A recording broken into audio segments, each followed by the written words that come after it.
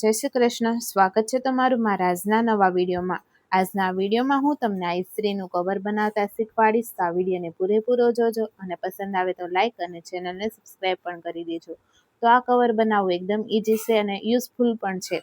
જ્યાં ત્યાં આપણે ઇસ્ત્રી રાખવાની હોય તો આ કવરમાં પેક કરીને રાખીએ તો આપણી ઇસ્ત્રી ટકાઉ બની રહે છે. તો આ ઇસ્ત્રી કવર બનાવવા માટે મેં અહીંયા ડ્રેસમાંથી વધેલા કાપડનો યુઝ કર્યો છે. તમારી પાસે પણ જો આવું વધેલું કાપડ હોય તો આમાં તમે યુઝ કરી શકો છો. અને આ કાપડ પ્યોર કોટનનું છે. જો આવું કડક કાપડ હશે તો વધારે સારું રહેશે ઇસ્ત્રીનું કવર બનાવવા માટે. તો હવે આપણે આ કવર બનાવવા માટે આપણે કાપડના ફોલ્ડ કરવાના રહેશે. જો તમે અંદર અસ્તર બીજું નાખવું હોય તો તમે 2 ફોલ્ડ કરીને પહેલાં મેઇન કાપડમાં પછી અસ્તરમાં કટ કરી શકો છો. અને હું અહીંયા મારી પાસે જે ઇસ્ત્રી છે તેનું જ માપ લઈશ. તમારે પણ જે ઇસ્ત્રી હોય તે જ માપનું કરવાનું છે, જેથી કરીને એકદમ પરફેક્ટ માપે આવી જાય કવર. તો આ રીતે આપણે ઇસ્ત્રીને રાખવાની છે કાપડ ઉપર અને ફરતું એક્ઝેક્ટ ડ્રો કરી લેવાનું છે. આમાં વધારે પહેલાં નથી ડ્રો કરવાનું, પહેલાં જે માપનું ઇસ્ત્રી હોય એવી જ ડ્રો કરવાની છે. તો આ રીતે અહીંયા મેં ઇસ્ત્રીનું એક્ઝેક્ટ માપ લઈ લીધું છે. હવે હું ફરતી સાઈડ થોડું વધારી દઈશ સિલાઈ માટે. 1/2 ઇંચ જેટલો આપણે આમાં વધારવાનું છે અને જેવો શેપ છે એવો શેપ રાખવાનો છે, પણ થોડોક વધારીને આ રીતે ડ્રો કરવાનું છે. તો આ રીતે આપણે વધારે ડ્રો કરીને કટિંગ કરી લેવાનું છે. એટલે કટિંગ કરશો એટલે આપણી પાસે 4 ભાગ તૈયાર હશે. અને આ 4 ભાગ આના કાપડના અને 2 ભાગ આપણે ફોર્મ શીટના તૈયાર કરવાના છે. આ ફોર્મ શીટ તમને લોકલ માર્કેટમાં કે ઓનલાઈન ગમે ત્યાં મળી રહેશે. એટલે ફોર્મ શીટનો યુઝ કરશો તો વધારે સારું પડશે ઇસ્ત્રી કવર બનાવવા માટે. હવે આપણે 2 ભાગને અલગ તૈયાર કરવાના છે. 4 કાપડમાં છે એમાંથી 2 ભાગ તૈયાર થશે. તો એક ફોર્મ શીટમાં બંને સાઈડ આપણે કાપડને ગોઠવવાનું છે, એક ઉપર અને એક નીચે, અને વચ્ચે આપણે ફોર્મ શીટ રાખવાની છે આ રીતે. અને પછી ફરતે એક સરખું રાખીને ફરતી સિલાઈ લગાડી દઈશું.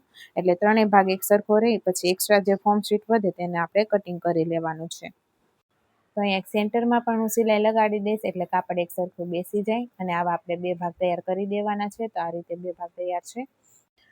તો હવે આપણે અહીંયાથી આ રીતે માપ લેવાનું છે આ સાઈડ સુધી. આ જે સીધો ભાગ છે તે નથી માપવાનો.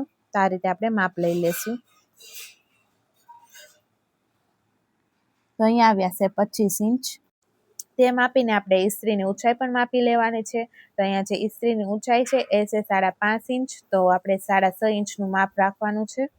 તો આ જ બંને માપથી આપણે એક પટ્ટો કટ કરવાનો છે. તો અહીંયા એ જ રીતે પટ્ટો કટ કરી દીધો છે. આની લંબાઈ છે 6.5 ઇંચ અને પહોળાઈ છે 25 ઇંચ. તો જે પણ માપ તમારે આવ્યું હોય એ માપ પ્રમાણે આ રીતે પટ્ટો કટ કરવાનો છે. 2 કાપડમાં અને એક ફોર્મ શીટમાં. ફોર્મ શીટને આપણે રેઝિન પણ કહી શકાય. પછી આ રીતે 3 ભાગને જોઈન્ટ કરી દેવાના છે. અને આમાં કોઈ પણ તમારે ડિઝાઇન બનાવી તો બનાવી શકો છો સિલાઈથી. હું આમાં બોક્સ બનાવીશ. તમે બોક્સ બનાવો તો પણ ચાલે અને કોઈ પણ ક્રોસમાં કે ડિઝાઇન બનાવવી હોય તો પણ ચાલે.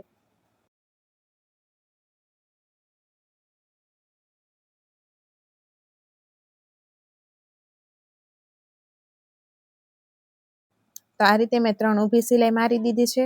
હવે આપણે આડી સિલાઈ મારવાની છે એટલે બોક્સ તૈયાર થઈ જશે. તો આ રીતે મેં આખો પટ્ટો રેડી કરી દીધો છે. હવે આ પટ્ટાની અંદર જ આપણે ચેન ફિટ કરવાની છે. તો ચેન લગાડવા માટે હું અહીંયા 1.5 ઇંચના અંતરે પટ્ટાને આ રીતે કટિંગ કરીને અલગ કરી દઈશ. આ કટિંગ કરેલા ભાગમાં જ આપણે ચેન લગાડવાની છે.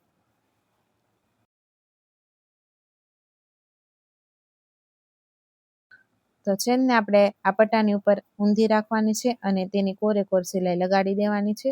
થોડું સિલાઈમાં આપણે ગેપ રાખવાનો છે. અંદરની સાઈડ સિલાઈ થોડી આવવી જોઈએ. આ રીતે આપણે સિલાઈ લગાડી દેવાની. હવે તેને આપણે આ રીતે કરીને ઉપર ધાર સિલાઈ લગાડવાની છે અને આ ધાર સિલાઈ આપણે કાપડ બાજુ રાખવાની છે.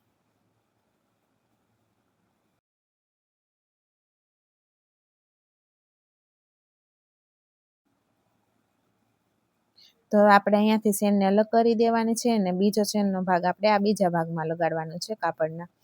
ત્યાં પણ આ ચેનને આપણે ઊંધી જ રાખવાની છે અને સિલાઈ લગાડવાની છે. બંને ચેનને અલગ કરીને લગાડશો એટલે લગાડવામાં દિક્કત નહીં આવે. તો આ રીતે ચેનને લગાડી દીધી છે.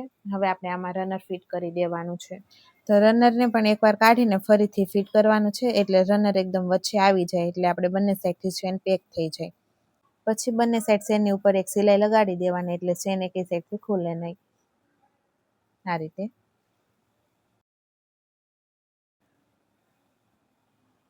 પછી જે આપણી પાસે આ બે પેનલ હતા તેના આ ભાગને આપણે માપવાનું છે.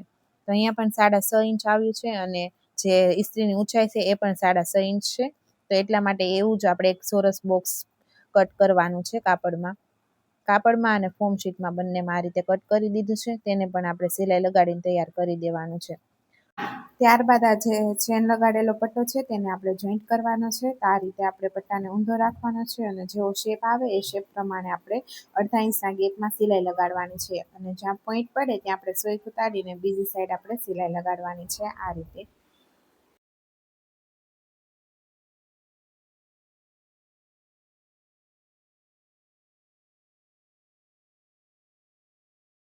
આ રીતે એક બાજુ લાગી જાય પછી ઉપરના ભાગમાં લગાડવા માટે અહીંયા સેન્ટર ઉપર આપણે એક નિશાન લગાડી દેવાનું છે. ત્યાંથી જ બીજો ભાગ લગાડવાનો, પણ એ પહેલાં આપણે એ ભાગમાં આપણે હેન્ડલ લગાડવાનું છે પકડવા માટેનું. તો એ હેન્ડલ બનાવવા માટે મેં અહીંયા કાપડનો ટુકડો લઈ લીધો છે જેની પહોળાઈ 3 ઇંચ રાખી છે અને એને ડબલ વડે આ રીતે જોઈન્ટ કરી દીધું.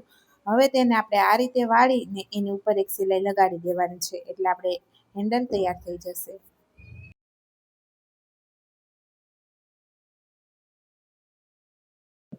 તો આ હેન્ડલની લંબાઈ છે 10 ઇંચ. તો આપણે આ રીતનું હેન્ડલ તૈયાર કરી દીધું છે. હવે તેને આપણે આ રીતે જોઈન્ટ કરી દેવાનું છે. આ રીતે રાખીને બંને સાઈડ સિલાઈ લગાડી દેવાની. થોડું થોડું બંને સાઈડથી વાળી દેવાનું છે અને પછી તેના ઉપર સિલાઈ લગાડવાની છે.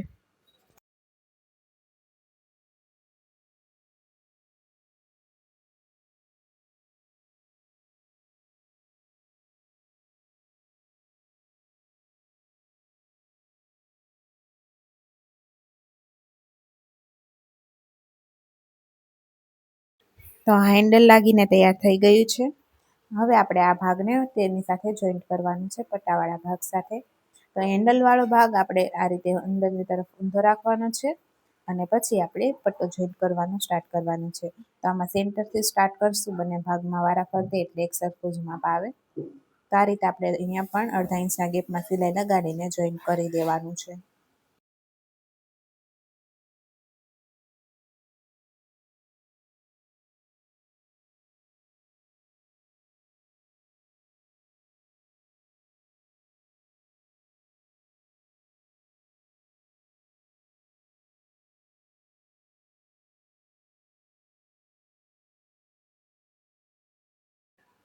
તો આ રીતે બીજો ભાગ પણ જોઈન્ટ થઈ ગયો છે.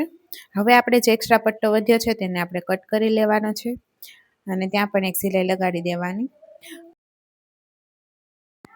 ત્યારબાદ જે આપણે ચોરસ પીસ કટ કર્યું હતું તેને લગાડવાનું છે. તો એ લગાડવા માટે આપણે પહેલાં ચારે બાજુ નિશાન લગાડવાના છે. એટલે ચારે બાજુ આ રીતે કટ લગાડી દઈશું એટલે એકદમ માપસરનું કટ જોઈન્ટ થાય એટલે આડાવડું ન રહે અને આપણું જે ઇસ્ત્રી કવર છે એકદમ પરફેક્ટ શેપમાં આવે. તો આ રીતે ચારે બાજુ આપણે કટ લગાડી દેવાના છે. અને જો તમે હજુ સુધી ચેનલને સબસ્ક્રાઈબ ન કરી તો કરી દેજો. મારી ચેનલ પર તમને આવા અવનવા વિડીયો જોવા જરૂર મળશે અને આ વિડીયો પણ પસંદ આવતો હોય તો લાઈક કરી દેજો. આ રીતે આપણે ચોરસ પીસમાં પણ બધું કટ કરી દીધું છે. ચારે બાજુ કટ લગાડી દીધા છે. હવે આપણે આ કટથી કટ મેળવીને આપણે સિલાઈ લગાડવાની છે. તો આ રીતે આપણે અહીંયા 1/2 ઇંચના ગેપમાં સિલાઈ લગાડી દેવાની છે ચારે બાજુ.